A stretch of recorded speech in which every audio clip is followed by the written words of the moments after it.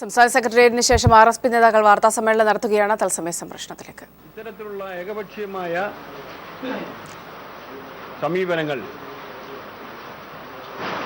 ആവർത്തിക്കാൻ പാടില്ല എന്നും പരിഹാരം കാണണമെന്നും ആവശ്യപ്പെട്ടുകൊണ്ട് ഞാൻ ആണ് ഇന്ന് മുഖ്യമന്ത്രിയെ അറിയിച്ചിട്ടുള്ളത്. മുഖ്യമന്ത്രി നൽകിയ മറുപടി,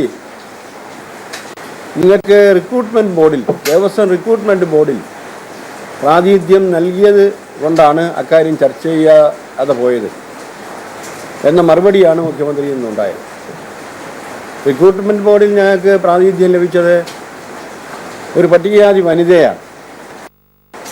അതും ഇത്തരത്തിൽ ആദ്യം RSPയുടെ പ്രതിനിധിയെ ഉൾപ്പെടുത്തിയിരുന്നില്ല. ഞങ്ങൾ കഠിനമായ പ്രതിഷേധം പ്രകടിപ്പിച്ചതിൻ്റെ ഫലമായിട്ട് രേഖാമൂലം തന്നെ എഴുതി കൊടുക്കുകയും ഞാൻ നേരത്തെ സൂചിപ്പിച്ച ഞങ്ങൾ മൂവരുമായി പോയി മുഖ്യമന്ത്രിയെ കാണുകയും ചെയ്തതിൻ്റെ അടിസ്ഥാനത്തിലാണ് പിന്നീട് അവർ ചർച്ച ചെയ്ത് ഞാൻ നേരത്തെ സൂചിപ്പിച്ച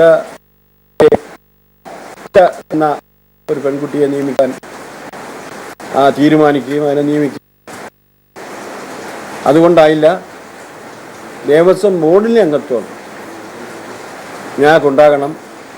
തിരുവിതാംകൂർ ദേവസ്വം ബോർഡിൻ്റെ കീഴിൽ ക്ഷേത്ര ജീവനക്കാരുടെ കീഴിലുള്ള ക്ഷേത്ര ജീവനക്കാരുടെ സംഘടന യഥാർത്ഥത്തിൽ UTUC അതിശക്തമാണ്. ക്ഷേത്ര ജീവനക്കാരെ സംഘടിപ്പിച്ചുകൊണ്ട് സംഘടനാ സ്വാതന്ത്ര്യത്തിന് വേണ്ടി പോരാട്ടം നടത്തിയ ഒരു പ്രസ്ഥാനം UTUC. അന്തരിച്ചുപോയ KC വാമദേവൻ ഉൾപ്പെടെയുള്ള ഇന്ന് ജീവിച്ചിരിക്കുന്ന GN പോറ്റി പാർട്ടിയുടെ സംസ്ഥാന സെക്രട്ടേറിയറ്റ് അംഗമാണ്. അദ്ദേഹം ഉൾപ്പെടെ നേതൃത്വം നൽകിയ തിരുവിതാംകൂർ ദേവസ്വം എംപ്ലോയീസ് യൂണിയൻ അതിശക്തമാണ്. തിരുവിതാംകൂർ ദേവസ്വം ബോർഡിൽ പ്രവർത്തിക്കുന്ന ദേവസ്വം അങ്ങനെ ശക്തമായ ഒരു ട്രേഡ് യൂണിയൻ ഈ രംഗത്ത് പ്രവർത്തിക്കുന്നു എന്നുള്ളത് കൊണ്ട് തന്നെയാണ് എല്ലാ കാലത്തും ഞങ്ങൾക്ക് തിരുവിതാംകൂർ ദേവസ്വം ബോർഡിൽ പ്രാതിനിധ്യം ലഭിച്ചത്. ഇത്തവണ ഇത്തരത്തിലൊരു തീരുമാനം എടുത്തത് ഏകപക്ഷീയവും പ്രതിഷേധാർഹവുമാണ്. അത് തിരുത്തണമെന്നുകൂടിയാണ് ഞങ്ങൾ ആവശ്യപ്പെട്ടിരിക്കുന്നത്. അങ്ങനെ ആവശ്യപ്പെട്ടുകൊണ്ടാണ് നിവേദനം നൽകി ഞങ്ങൾ നേരിട്ട് പോയി സംസാരിച്ചത്.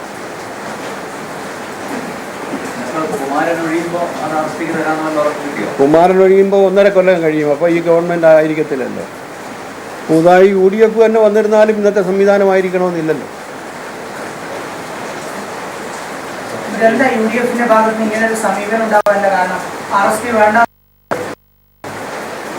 അങ്ങനെയല്ല, അങ്ങനെ ഒരു സമീപനം അവരുടെ ഭാഗത്തുനിന്ന് ഉണ്ടായതിൻ്റെ അടിസ്ഥാനത്തിലാണ് ഞങ്ങൾ ശക്തമായ പ്രതിഷേധം രേഖപ്പെടുത്തിയിട്ടുള്ളത്. അവർ തിരുത്തുവന്ന് ഞങ്ങൾ പ്രത്യാശിക്കുന്നു.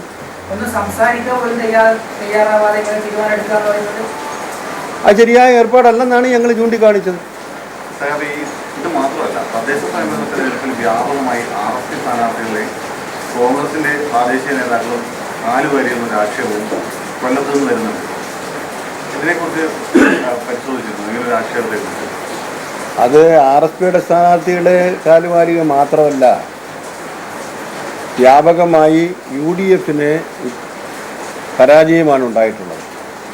കോൺഗ്രസിൻ്റെ ഏറെ സ്ഥാനാർത്ഥികൾ പരാജയപ്പെട്ടു. ആ കൂട്ടത്തിൽ RSPയുടെ സ്ഥാനാർത്ഥികളും പരാജയപ്പെട്ടു. ഞങ്ങളെ ശക്തി കേന്ദ്രം എന്ന് പറയുന്ന സ്ഥലങ്ങളിൽ കോൺഗ്രസിനുണ്ടായ പരാജയം പോലെ മാത്രമേ ഞങ്ങൾക്ക് ഉണ്ടായിട്ടുള്ളൂ. അല്ലല്ല, RSP മനഃപൂർവ്വം ചെയ്തതായിട്ട് പറയുന്നില്ല. പൊതു സാഹചര്യങ്ങളുടെ അടിസ്ഥാനത്തിലാണല്ലോ ഈ തെരഞ്ഞെടുപ്പിൻ്റെ റിസൾട്ട് പുറത്തു വന്നത്. പൊതുവെ നോക്കിയാൽ UDFന് പരാജയമാണല്ലോ. UDFന് 2010 നടന്ന തെരഞ്ഞെടുപ്പ് ഉണ്ടായ വിജയം കരസ്ഥമാക്കാൻ സാധിച്ചിട്ടില്ല. അതിന് പല കാരണങ്ങളുണ്ട്. ആ കൂട്ടത്തിലുള്ള പരാജയം മാത്രമേ RSPക്ക് ഉണ്ടായിട്ടുള്ളൂ.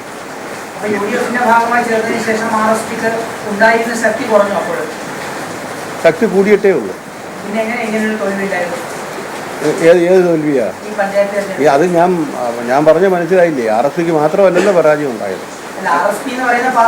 അല്ല, അങ്ങനെ ഒരു RSPക്ക് മാത്രമല്ല, കോൺഗ്രസ് ഉൾപ്പെടെയുള്ള ഐക്യ ജനാധിപത്യ മുന്നണിക്ക് നേരിട്ട പരാജയമാണ്. അത് RSPക്ക് മാത്രമല്ല.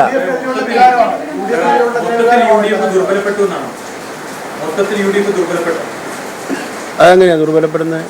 ഏത് തരത്തിലാണ് നിങ്ങളുടെ നിഗമനം? അല്ലല്ല, RSP നിങ്ങൾ ചവറയെന്നും നീണ്ടകരയെന്നൊക്കെ പറഞ്ഞ് വ്യാഖ്യാനിക്കുന്നതല്ല. RSP ഒരു സംസ്ഥാന പാർട്ടിയാണ്. RSP കണ്ണൂർ ജില്ലാ പഞ്ചായത്തിൽ മത്സരിച്ചു. കാലടി, എറണാകുളത്ത് കാലടി ജില്ലാ പഞ്ചായത്തിൽ PK വാസുദേവൻ നായരുടെ മകൾ വിജയിച്ച സ്ഥലത്ത് 682 വോട്ടിനാണ് അവർ ജയിച്ചത്. അവിടെ മത്സരിച്ച RSP സ്ഥാനാർത്ഥിയാണ്.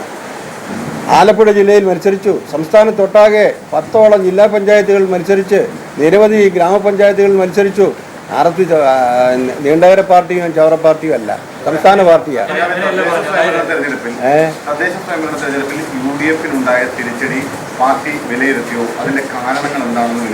വിലയിരുത്തി. ഞങ്ങൾ പാർട്ടി വിലയിരുത്തിയപ്പോൾ ന്യൂനപക്ഷ സമുദായത്തിൻ്റെ വോട്ട് ചോർന്നു പോയിട്ടുണ്ട്.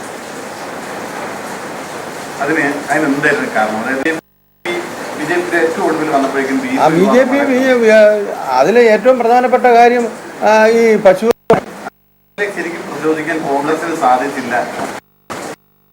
അതെ വേണ്ടതുപോലെ കുറെ അധികം ആളുകൾ പരാജയപ്പെട്ടു.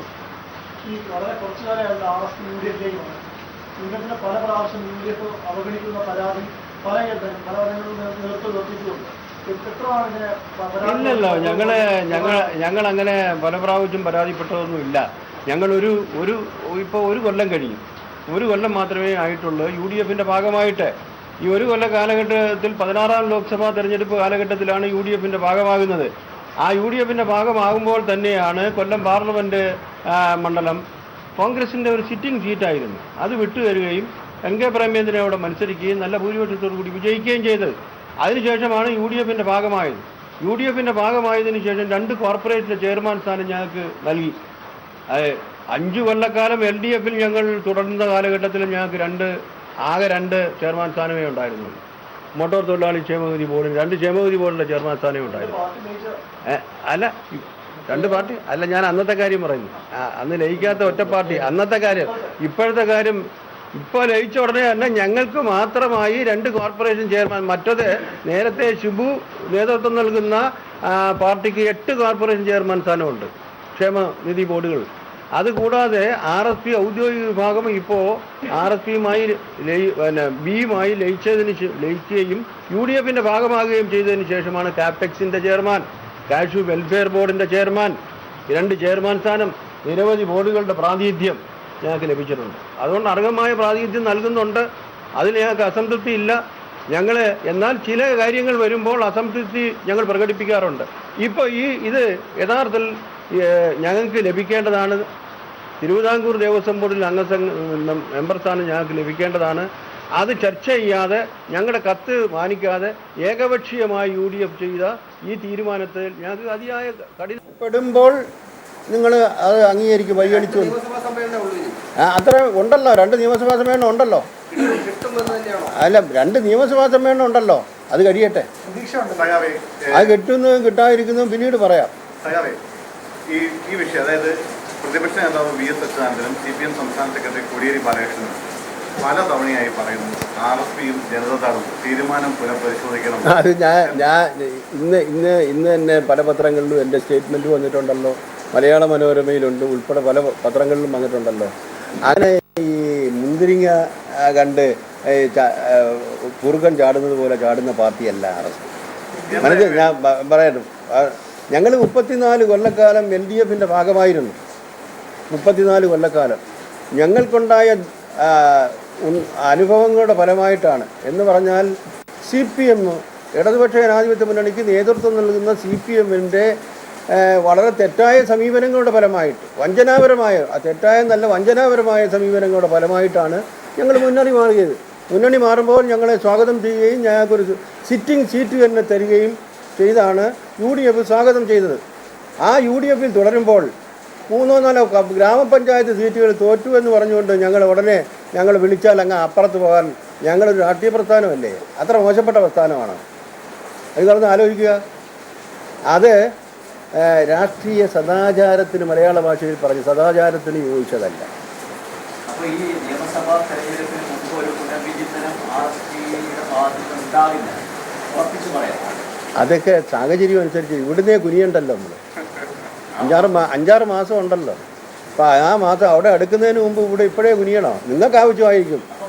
അല്ല, നിങ്ങൾക്ക് ആവശ്യമായിരിക്കും. ഇത് രണ്ടും നിങ്ങൾക്ക് ആവശ്യമായിരിക്കും. മാറുകയും മാറാതിരിക്കുകയും ചെയ്യാം. മനസ്സിലായില്ലേ? അത് നിങ്ങൾക്ക് ആവശ്യമായിരിക്കും. അത് ഞാൻ പറഞ്ഞില്ലല്ലോ.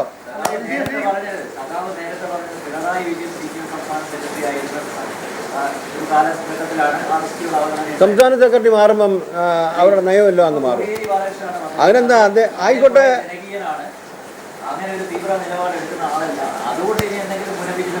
അല്ലല്ല, അദ്ദേഹം ജനകീയനാണെന്ന് നിങ്ങൾ പറയാതെ തന്നെ അദ്ദേഹം നല്ല ആളുമാണെന്നറിയാം. ഞാൻ 15 കൊല്ലമായിട്ട് നിയമസഭയിൽ അംഗത്വമുള്ള ഒരാളാണ്. കോടിയേരി ബാലകൃഷ്ണൻ ഒരു പാർട്ടിയുടെ നിയമസഭാ നേതാവ്, ഞാനൊരു പാർട്ടിയുടെ നേതാവ്. ഞങ്ങൾ വളരെ RSP സംസ്ഥാന സെക്രട്ടറി ASIS ആണ് മാധ്യമങ്ങളോട് സംസാരിച്ചത്. നിലവിലെ സാഹചര്യത്തിൽ വോട്ട് കുറയാനിടയാക്കിയ സാഹചര്യം പൊതുവിൽ UDF രാഷ്ട്രീയത്തിനുണ്ടായിട്ടുള്ള പ്രശ്നങ്ങൾ തന്നെയാണ്. അതിനും അപ്പുറത്തേക്ക് RSPയെ ഏകപക്ഷീയമായി ആക്രമിക്കുന്നതിനെതിരെ തന്നെ സംസാരിക്കുകയായിരുന്നു അദ്ദേഹം ചെയ്തത്. ഒപ്പം തന്നെ ദേവസ്വം ബോർഡ് അംഗ നിയമനം സംബന്ധിച്ച് തീരുമാനം ഏകപക്ഷീയമായി പോയി. അതിൽ പ്രതിഷേധം മുഖ്യമന്ത്രി അറിയിച്ചിട്ടുണ്ട് എന്നും ASIS പറഞ്ഞു.